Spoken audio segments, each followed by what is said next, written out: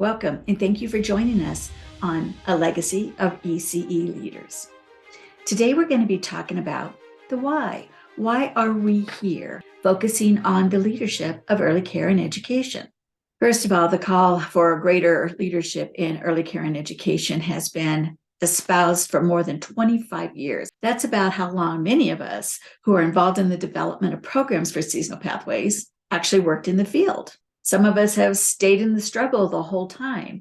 Others have left the field and tackled other fields and now are bringing those resources and skills and knowledge into this field. The one thing we all have in common is none of us lost our desire for children to have amazing, high quality places to be cared for, to be nurtured and loved, to feel safe and be safe, to know and learn kindness and be prepared for their educational future. Our goal so many years ago when we all started out was to partner with the parent to earn their respect and their trust and provide them an affordable place for their children to be when they couldn't be with. This is the legacy we wanted to leave. An interesting thing happened in 2022. The staff of Seasonal Pathways was approached by two different early care and education associations, and their request was for us to provide a nationally recognized director's credential that would emphasize the principles and practices of strong leadership. As explained to us, many of the programs available to the community were really good. They met the national standards and criteria. They made sure that the leaders of the programs understood what was developmentally appropriate, what was age appropriate, what needed to happen in order for children to have good experience in the program. And that's as it should be. However, they seem to spend very little time on the actual skills required for influencing and evaluating the staff that actually perform these day-to-day duties that impact the children and the families. So we did some research. And in our research for the most recent studies on leadership in the early childhood field, we found a report commissioned by the New Venture Fund. Their findings validated the need for and the investment in ECE leadership has been a 20-year struggle. And throughout that 20 years, the research continues to highlight the urgency to invest in a pipeline of leaders. They point to the fact that strong leaders build reliant systems and quality institutions, increase equity, and improve child and community outcomes. Now, there's many rabbit holes we could go down in this report, and we're going to spend the year of 2023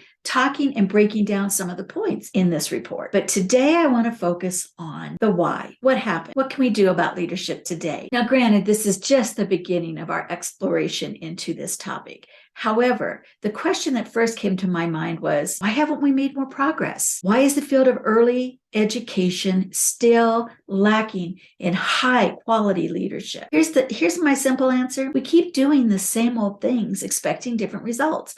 Haven't we heard that before? Isn't that the definition of insanity? And as I've delved more and more into focusing on the early care and education field once again, especially in the area of leadership, what I'm hearing is something very troubling to me. It seems like even after the devastation of COVID and all the lessons it did and should have shared with us, we're still doing the same old things in the same old way and expecting different results.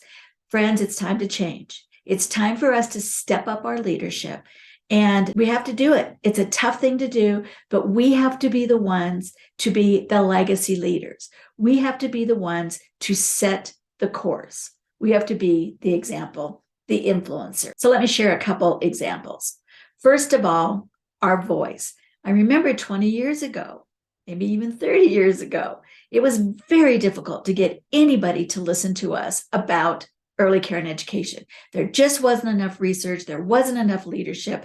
Everybody that had a voice was, maybe a doctor or a politician or an educator. And they all had experience and knowledge, but it wasn't in early childhood education. Those of us that had the experience and the gut feelings and the opportunities to share didn't have the validation from our field and from others to be considered as experts. So we didn't have a voice. Now, when we did have an opportunity to share, many times it was from a different group. It was from a collective voice that had an agenda, that had a specific product or service that they wanted to sell. And they were speaking for all of us, but they really didn't have our needs and our concerns at heart. Luckily, there were several organizations out there. For me, it was the Association for Early Learning Leaders. That made such a difference. At the time, it was called NACCP, the National Association of Child Care Professionals. In fact, I was the president of the board of directors for a few years. It was groups like this that gave us an opportunity to share our voices. And organizations like AELL are still around. And if you're not a part of one of those, you need to be. It's a part of the leadership. So what about today?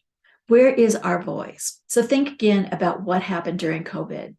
It gave us the biggest opportunity to share the plight of early care and education, to share what could happen and would happen in this country if childcare really wasn't available, or if it was such poor quality that parents had to choose to stay home to make sure their children were safe, rather than use a facility like a childcare center. Now, during COVID, I think there were several people who had very articulate messages.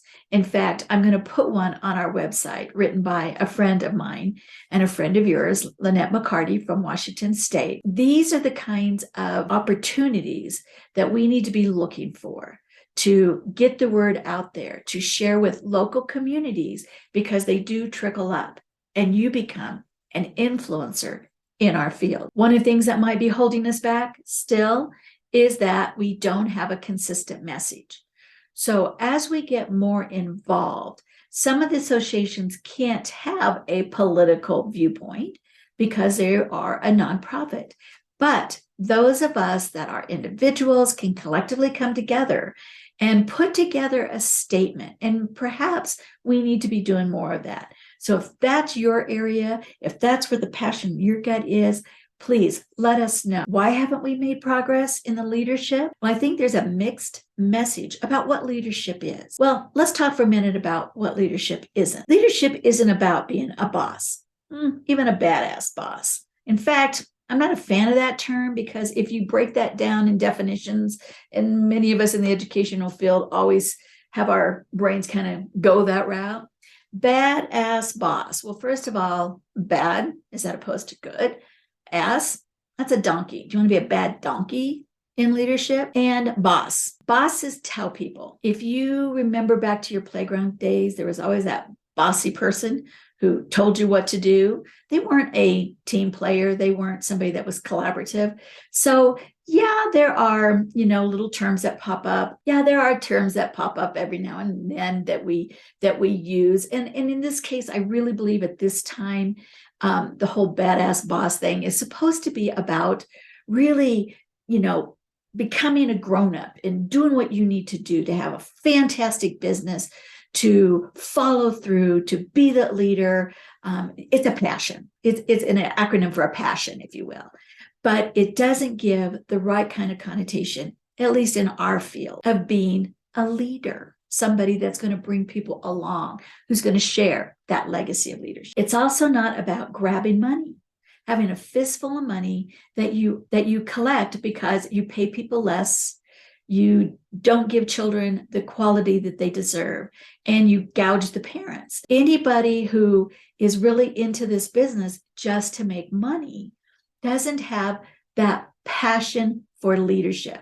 Now, you can have a passion for business, you can have a passion for money, and that's, between you and your conscience.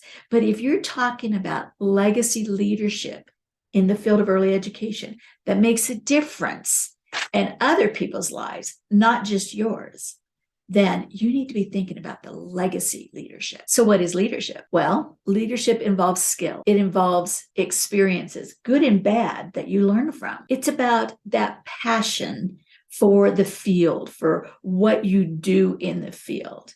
There's a difference between management. Management maintains, but passionate leadership moves things.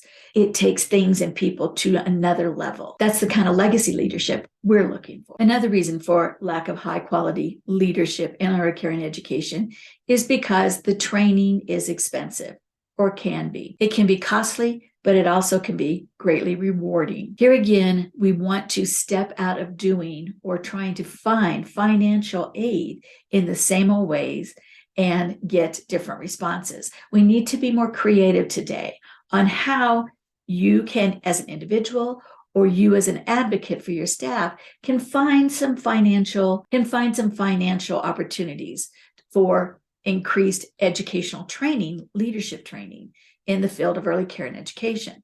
So while there are always going to be grants, there's always going to be loans, sometimes they are hard to find.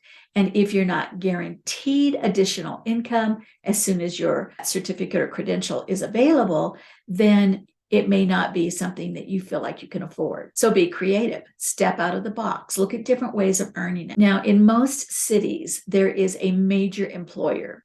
In my early days, I was in an area that had a lot of mills. And so many of the mills, the employees there had their children in our center. In fact, they were the largest employer. In other areas that I've lived, it's been the military. Where I live now, we have 5 military bases. Now, here's the deal. The military is not going to give us any money to educate our staff. They have their own childcare, they have their own systems on base, and that's all in fine. But think about all of the businesses that support those 5 military bases in our area. Some of those are pretty large employers. And once again, you've got a childcare need. So be creative. If you were to write an ask, and this is where it's really important, you have to share specifically the why, what, and how it's going to be done and how it's going to be used and the outcomes and results that's going to provide that will benefit that company as well. Be thinking of creative ideas like that might help you finance your continued education in leadership. Now, here's just an idea, but there's been several times I've seen those GoFundMe kind of asks out there, and some of them are heart-wrenching and definitely legitimately needed. And some of them I've seen are wants as opposed to needs. And I wonder if there could be an appropriate way to have a GoFundMe type ask that you might explore. Just an idea. But here's the main thing. You have to invest in yourself if you want to invest in the field and make a difference and be a legacy leader. Perception is everything. And even though we're in the early education, we're still in the educational field. And you might not need a doctorate, but you do need to have something that validates your knowledge and your leadership in order to be an influencer. If you have a really strong passion and you have to invest in yourself, do it. Here's something to think about. Yes, you're in early care and education. And yes, it doesn't pay as much as we hope it will be. That will be a part of raising the bar of those financial compensations for people that work in the field. However, today's a new day. There's so many different ways to bring in income in your home. And frankly, people who are a little bit more financially secure, they have more than one revenue stream. So think about this. As you continue your education, as you continue focusing in on specific areas of that, you can have a side hustle. You can write for others. You can be a contributor. You could do YouTube. You could sell forms on Etsy. Oh my gosh, this goes on and on and on.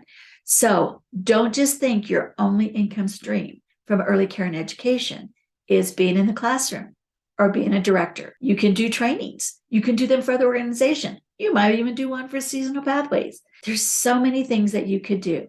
And if we work together collectively, that strength that we bring together really strengthens our whole field. So collaborate with others, join communities, be a part of associations. Make sure that you are listening to the trends and the issues that are out there and being a part of the conversation. I'm a big fan of leadership, and I love books by Patrick Lencioni, Gino Wickman, Simon Sinek, James Clear. And in 2019, Jocko Willink and Leif Babin wrote a book titled The Dichotomy of Leadership. It's the subtitle that just fascinates me. Balancing the challenge of extreme ownership to lead and win. And that's what we're all about, providing you with resources and opportunity, training and case studies, recommendations, and much, much more to not only help you win your goals for 2023, but to have extreme ownership of your leadership and help create a legacy of early care and education leaders. So what'd you think? Write your comments below. Let us know what we're missing. Let us know what we need to talk about. And we'll see you next week.